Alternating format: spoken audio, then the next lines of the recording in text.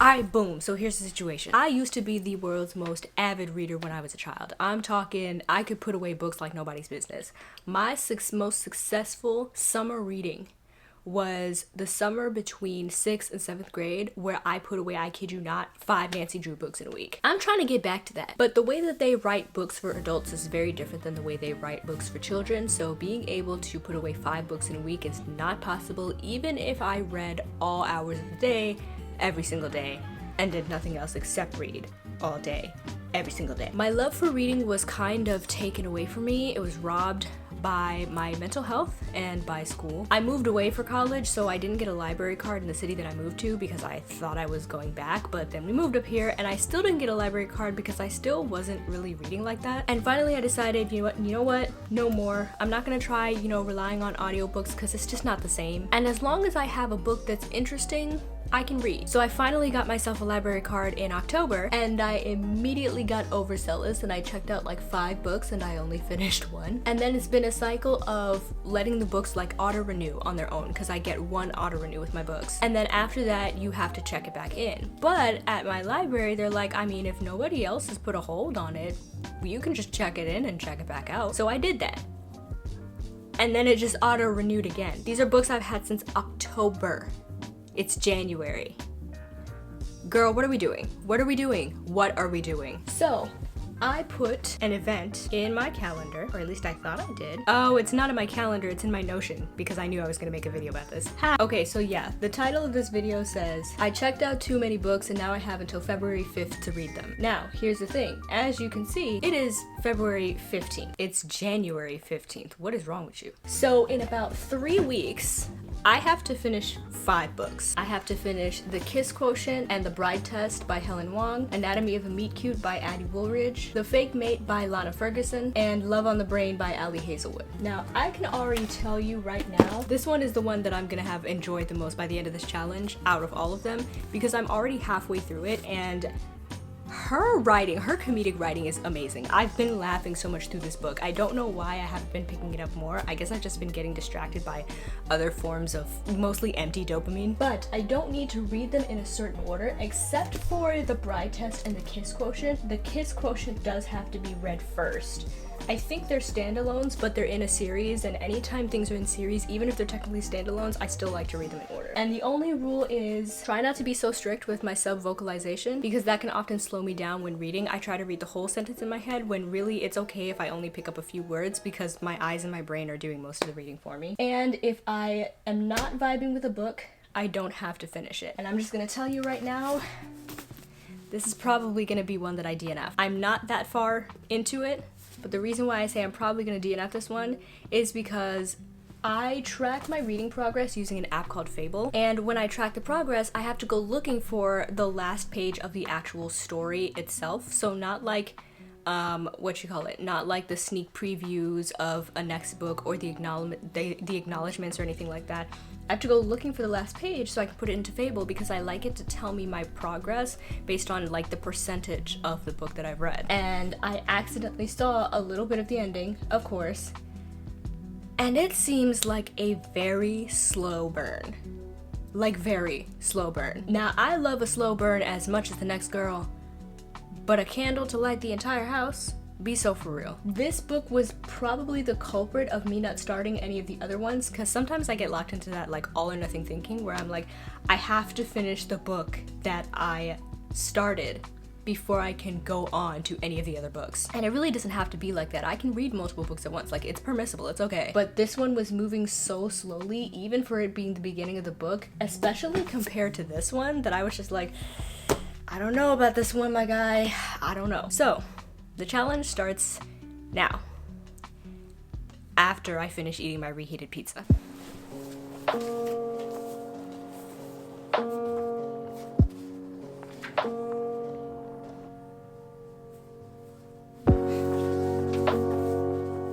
Okay, so I've been reading about, can we focus, please? Thank you.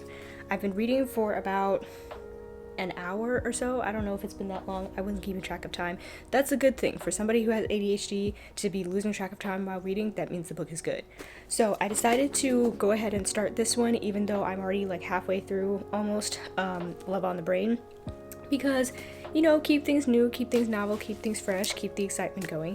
And I'm already really enjoying this book. I read 30 pages out of it, and there's 314 pages. So I ran some calculations, and actually, if I read at least 30 pages of that book every single day, I can finish it in about 10 days. So yeah, I'm gonna do that for the other books as well. Okay, so it's currently the next day. It is the 16th, and I didn't film myself reading today because I didn't read at all today. I spent the majority of the day dealing with my hair and washing and styling it, which, as you can see, looks super duper cute and really, really nice. Man, I am so proud of myself for sticking to this hair care routine and not deviating from it, not blaming anybody else for my problems, for constantly like working on refining my technique and making sure that I was doing things properly so that I was always getting the best results. I'm so proud that I've stuck with it this well since 2021, which is when I cut all my hair off. A lot of it has grown in so well. My hairline is finally coming forward. All of the breakage that I had from over braiding in my crown is almost completely grown in. The hair at the back of my hair is like fully growing in. I used to have this like McDonald's like looking thing going on in the back of my hair, but all of that is starting to grow back in, and I'm so proud of myself. My hair, this is the cutest my hair has ever looked in my entire life. Like, it's so cute and it's so full and it's so curly, and I love my hair so much. Like, I'm so proud of myself. But anyways, that is not what this is about. I just got distracted by my hair's beauty. I found a cheat code, okay? So Love on the Brain and The Kiss Quotient are both also available as audiobooks on Spotify. And I have Spotify Premium, so I'm going to be taking advantage of it. I went downstairs to unload the dishwasher and eat dinner for the last time. Yes, I know, it's stupid late. I have indirect light determination, okay? Don't at me. And I got through 2 chapters of Love on the Brain just doing those 2 things. So if ever I'm struggling to actually sit down and read, because I tend to get, you know, stuck reading a word or a line or a paragraph over and over and over, or I sub-vocalize too much and then it doesn't sound right in my head, so then I have to read it again. You know, weird ADHD autistic things. It's very annoying. I found that if I don't have time to actually sit down and read, I can get through the chapters much faster if I just use the audiobook. And audiobooks are truly reading, okay? Don't let anybody tell you different. Just because you're not actually sitting and reading the book doesn't mean you're not still experiencing it, okay? Reading isn't just about sitting and staring at words on paper and hallucinating while doing so if you actually see images in your head while you're reading. It's about experiencing the book and the feelings and emotions in the story that the author wanted you to experience. You can do that with the audiobook as well. So if I listen to the audiobook, I can finish the book much faster than if I sit down and read, and I can do other things while reading, which will help me keep my focus because then my brain's not having to generate everything on its own. Now, because it's so late and low-key I kind of want to edit, but I still can't tell if I actually feel like doing so. But because it's so late, I'm probably not going to try and listen to any more audiobooks, even though I know I'm not going to be going to actual like sleep until like 2 a.m. So I should probably stop saying that. I don't know. I keep trying to convince myself that I'm actually going to go to sleep at like 11 to midnight when I crawl into bed, knowing that it's going to take me another 2 hours to even think about being sleepy. Maybe if I stop trying to predict what'll happen, I'll just let my body lead the way and I'll actually get some other stuff done. But I already looked for an audiobook version of Anatomy of a Meet Cute and I don't think it exists, but I did not check for The Fake Mate or The Bride Test. But if The Kiss Quotient is on Spotify audiobooks and The Bride Test is also written by the same author, The Bride Test should also be on there too. But if those audiobooks are on Spotify, I'm gonna knock this challenge out of the water, seriously. I already logged my progress on Fable, and I'm now up to 45% read for Love on the Brain, which is right here. It was at like 33% before, something like that. The bookmark in my actual book was at page like 138, I think, and now it's at 160. That's 20 pages. So I could either listen to the next 10, which would probably result in me listening to a whole nother chapter, or just read the next 10 by myself. But again, knowing that I have this hack, I probably won't bother with forcing myself to stick to the 30 because it'll be so easy to make up for lost time. Okay, so you'll notice that the video looks very different compared to other videos, and it's because I finally found a picture profile that I really like. So I no longer have to color grade my footage because now this is how it looks fresh out the camera. Yes, fresh out the camera. No, I did not get a new camera.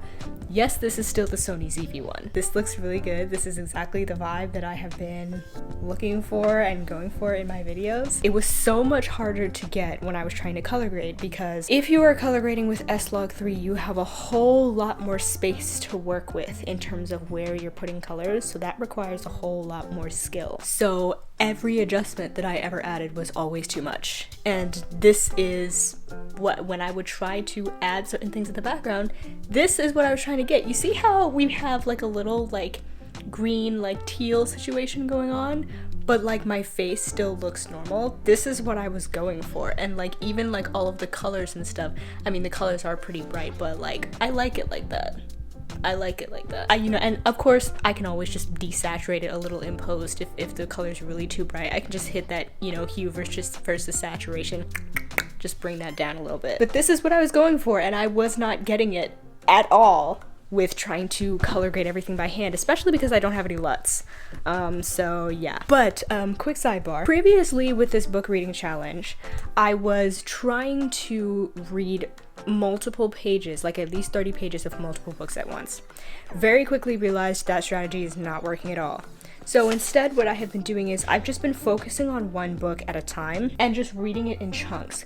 The two books that I'm focusing on the most are still Love on the Brain and The Kiss Quotient, but I am now officially, with the help of Spotify audiobooks, it has been like a good 5 or 6 days since I started the challenge, but I'm now 82% of the way through Love on the Brain. It's currently January 23rd. The books are still due February 5th, so I still have a week and a half, I think. I could just look at the calendar instead of trying to calculate it in my head. I have 2 weeks. I'm a day short of 2 weeks to finish reading these books.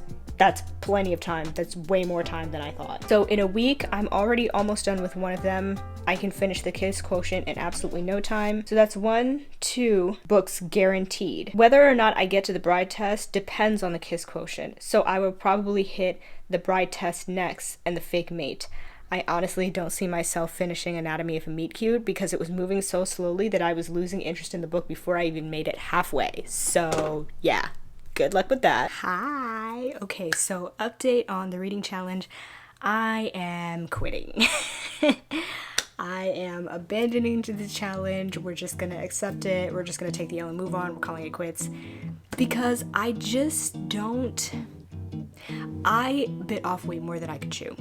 I was so excited to get back into reading, and I still am excited to actually read books, but having so many books to read at once was just weighing on me way more than I was prepared for. I don't know how many people know this, but sometimes with ADHD and with autism, you can have secret stressors, right? And I know that this is common for people who don't have those things, but always remember, neurodivergence is not about unique experiences, it's about intensity and inconvenience of experiences and frequency and things like that. So even something as simple as having too many books to read can evidently kill my desire to read. I loved the feeling of having like a physical book in my hands and being able to see like from my bookmark how much I've read and stuff like that, and I am still going to pursue that, but it's very clear to me that I cannot just check out 5 books from the library and assume that I'm going to read them.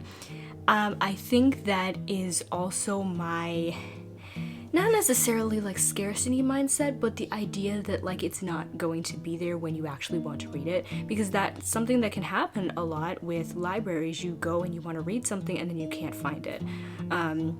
And then sometimes you'll go back multiple times and it's just not there every single time.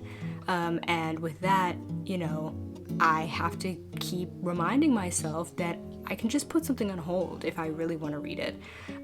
But the good news about this challenge is that this doesn't mean that I'm not going to read those books ever. It means that I'm not going to check the books back in at the library and then check them back out, because I was getting really tired of that. I was getting really embarrassed about how many times I was bringing, these books I've had on me since last year. not even kidding you, like since November I've had these books, and I'm like, okay, it's February, it's time for these books to go back. So between checking them out and then the renewal and then checking them back out and then it auto renewing again, I was like, I'm not gonna keep doing this. This is embarrassing. At that point, I may as well just buy the book, right? And I don't buy books because I don't reread them. But I am going to finish the books. I have found an alternate method. There is only one book that I've checked out that I'm taking back to the library and it's just gonna stay there. And that is Anatomy of a Meet Cute. It's just... I didn't even think about picking it up at once during this entire challenge. The other 4 books I was excited to read. That one, not so much. I did check everything else out on Libby. This was part of the reason why I was excited to get a library card, because I'm connected to some friends' libraries through Libby, which is possible. Like, you are allowed to hold more than one card. But I wasn't finding the books that I was wanting to read when I was looking on Libby, but I went looking for all of the 4 that I wanted to read like yesterday, and I got the books and the audiobooks. Spotify does have the audiobooks, but you only get 15 hours of listening time per month. If you want to top it up, you have to pay more for it. And I was like, why would I do that if I can get the audiobook off of Libby? I do wish that I could, doing it this way means that I'm going to be reading on my phone more often, because reading on my computer, I mean, I do it, but reading books on my computer as opposed to like reading like articles or web pages or whatever, or even blog posts, it just feels weird. I'm gonna be doing most of my reading from my phone because I do have an iPad, but it has been like borderline non-functional since like August of 2022. Like when you open it, I mean, it's dead because I don't put it on the charger anymore. But when you open this thing, the screen doesn't come on all the way.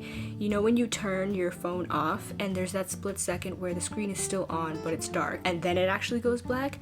That screen is what I get when I would like hit the home button or the lock button. So that meant that when I would try to pull this out to use it, I'm always using the lock button because I know that if I put my thumb here, it's gonna unlock it, but like then I can't do anything because I can't see the screen. So what I would be doing is I would just be hitting the lock button on this over and over and over to try to get it to come on.